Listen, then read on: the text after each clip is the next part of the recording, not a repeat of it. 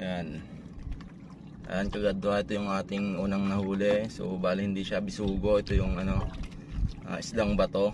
Ayan. So ibig sabihin malapit tayo sa bato. Ayan. Isa na tayo.